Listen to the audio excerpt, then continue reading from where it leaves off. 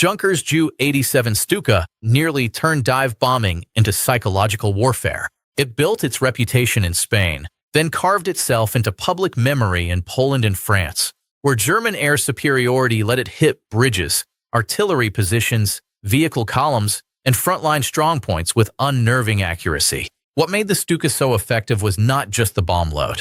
It was the whole attack sequence, the steep dive, the Jericho trumpet siren, and the feeling that the aircraft was coming straight at you instead of dropping bombs somewhere nearby. But the reversal came fast. By August 1940, heavy losses against British fighters forced Stuka units out of major daylight operations, and on August 18th, a raid by 109 Stukas against southern England saw 21% of the force destroyed or damaged. Its legend was amplified by propaganda, but its early war impact was real.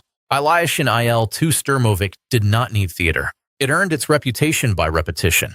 More than 36,000 were built, making it the most produced military aircraft in history. And that mattered because the Il-2 kept appearing where ground troops least wanted it, low over roads, armor columns, gun positions, and troop concentrations.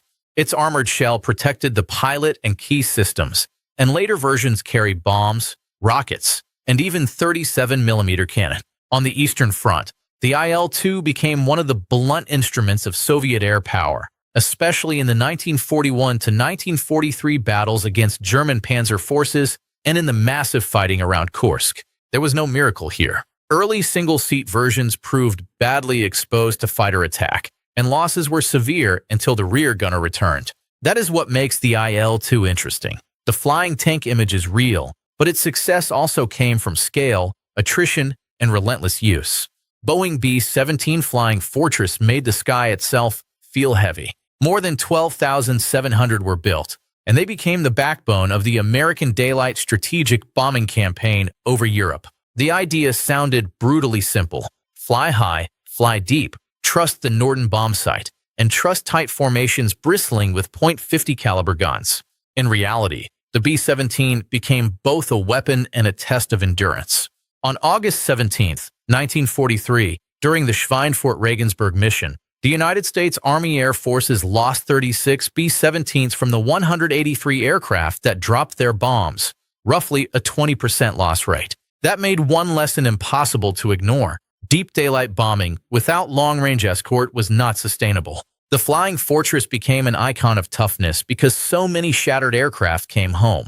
But that mythology can hide how punishing the cost really was. It did not just bomb factories. It forced both sides to rethink air defense, escort doctrine, and the meaning of precision. Boeing B-29 Superfortress turned distance into a weapon. It carried pressurized crew compartments, remote-controlled gun turrets, and a bomb load of up to 20,000 pounds, and 3,970 were built by the end of production. More importantly, it gave the United States the reach to strike Japan from China and later from the Mariana Islands.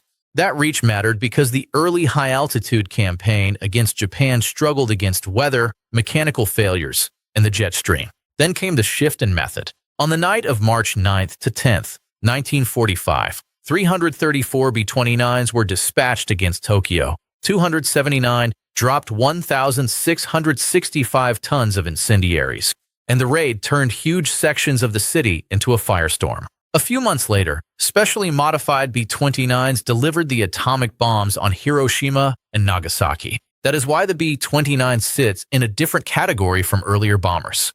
It was not just a bigger heavy bomber. It linked industrial-scale air attack to the final threshold of modern war. Messerschmitt Me 262 did not just look ahead of its time. It made piston fighters look late. It was the first operational jet fighter, capable of about 845 kilometers per hour, and on July 25, 1944, it became the first jet aircraft used in combat against Allied bomber streams. That speed changed the geometry of the fight. The Me-262 could slash in, fire its 430mm cannon, and break away before many escorts could react the old way. That is why it left such a deep impression out of proportion to the number that actually fought. Germany built more than 1,400 Me-262s, yet fewer than 300 saw combat, and many were destroyed on the ground before they could matter. The Me-262 showed the future of air combat, but it arrived too late, too fragile in support, and too disconnected from Germany's collapsing war machine to change the outcome. Mikoyan-Gurevich MiG-15 did not just enter the Korean War. It changed the air war's temperature almost overnight. The fighter entered service in 1949, and when Soviet-built MiG-15s appeared over Korea in late 1950, their speed and climb performance startled United Nations forces. The fighting grew so intense in northwestern Korea that one stretch of sky earned a permanent name, MiG Alley. Scale was part of the story too. Some 12,000 MiG-15s were Soviet-built, with another 6,000 produced abroad. But the deeper reason the MiG-15 mattered was that it forced the United States to answer with the F-86 Sabre and to relearn what jet versus jet combat would look like. It proved that a new fighter generation could threaten bombers, challenge escorts, and suddenly make older aircraft feel obsolete. By then the message was clear. The piston age was over, and the jet age was no longer a preview. Mikoyan-Gurevich MiG-21 became dangerous in a different way, not because it looked unbeatable, but because it kept showing up everywhere. It first flew in 1957, entered service in 1960, and became the first Soviet fighter capable of exceeding Mach 2. Then it spread across Cold War battlefields from Vietnam to the Middle East and beyond. The MiG-21 was designed as a simple, lightweight fighter, and that simplicity helped turn it into one of the Cold War's most recognizable combat aircraft. In Southeast Asia, North Vietnam operated more than 200 MiG-21s. American forces lost about 50 aircraft to North Vietnamese MiG-21s, while the United States Air Force claimed 68 MiG-21s shot down in air combat. Those numbers explain why the aircraft still matters. It was never about being the most luxurious or the most sophisticated fighter of its era. It was about speed, numbers, and the fact that pilots across multiple continents kept having to solve the same problem. Tupolev Tu-95 Bear looked old-fashioned even when it was new, and that made it even harder to ignore. The Bear first flew in the 1950s and became one of the most durable military aircraft ever built. In 1956, the Soviets fielded it as the only turboprop strategic bomber to see service, a large swept-wing aircraft powered by 4 huge turboprops with contra-rotating propellers. That strange configuration gave the Tu-95 its signature: immense endurance, impressive range, and one of the most distinctive sounds in military aviation. It was never about elegance. It was about persistence and the political message carried by a bomber that kept showing up as a symbol of long-range nuclear delivery. That is why the Bear's image stayed powerful for so long. The same giant propellers that make it look like a relic are also part of what turned it into a Cold War icon. Boeing B-52 Stratofortress became intimidating not because it stayed new, but because it refused to stop matching. On January 18, 1957, 3 B-52BS completed the first non-stop around-the-world flight by jet aircraft, lasting 45 hours and 19 minutes with only 3 aerial refuelings. It was also a B-52 that made the first airborne hydrogen bomb drop in 1956. Then came the proof of staying power. Although designed for nuclear delivery, the B-52's first combat mission came in 1965 during Operation Arclight, when 30 bombers carried 1,530 bombs against communist targets in South Vietnam. From there, it became a central tool of conventional bombing as well as strategic deterrence. What made the aircraft so important was not just payload. It was the way it turned persistence into strategy. The real argument around the B-52 has never been whether it is old.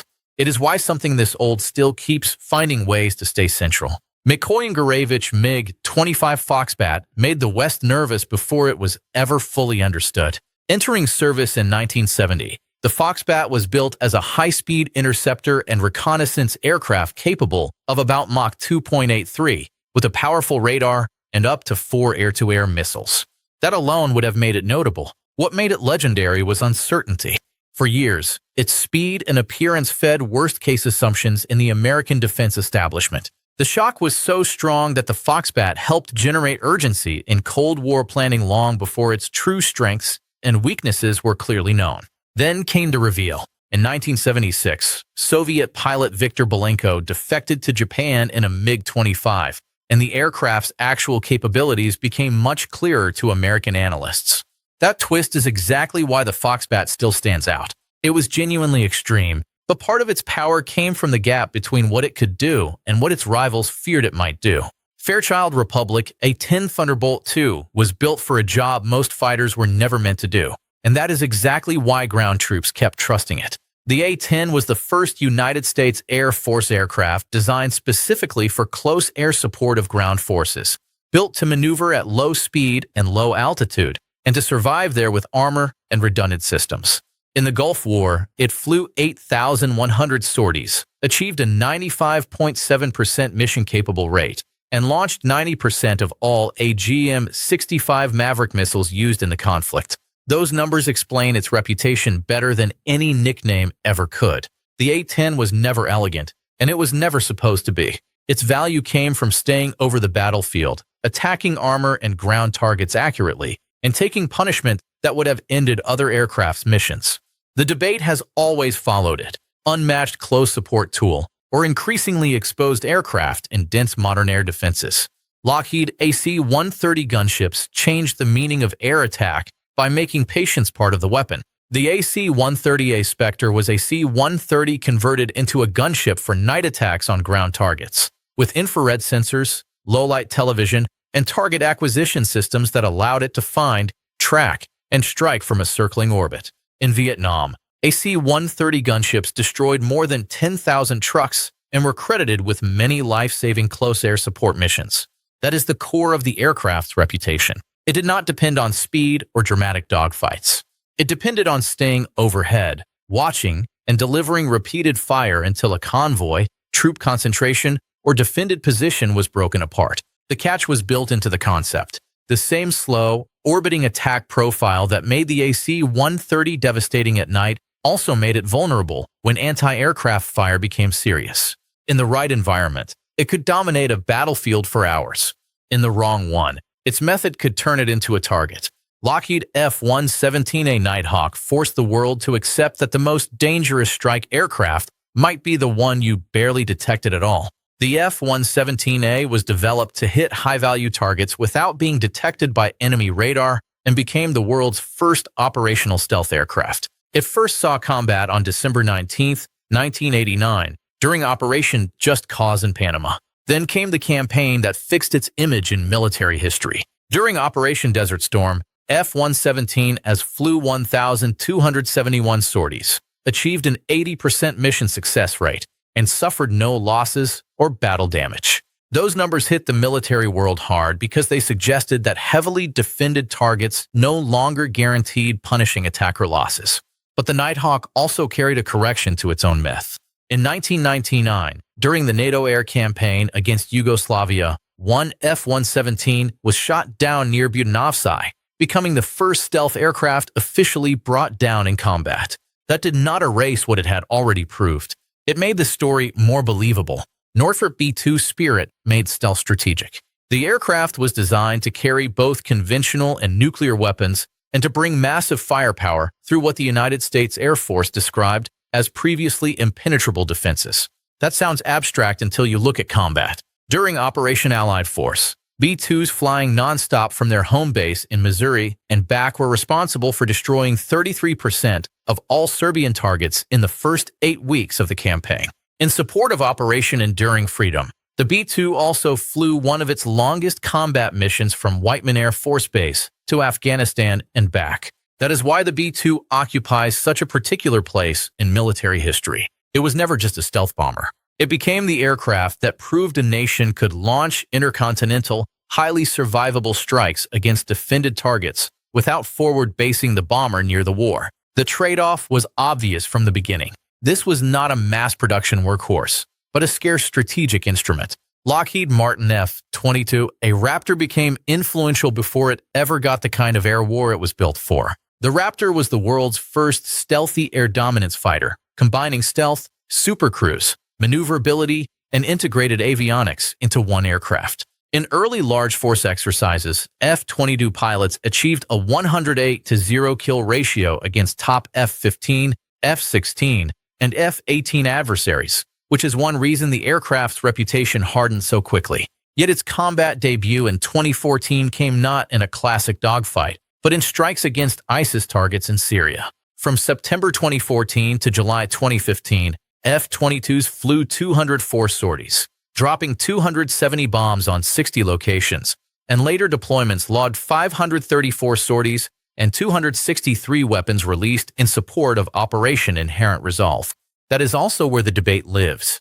Its strongest case comes from deterrence, sensor fusion, and the expectation that an opponent may never get a fair fight against it. Its critics point to cost, fleet size, and the fact that its legend still rests more on capability than on a long list of air-to-air kills.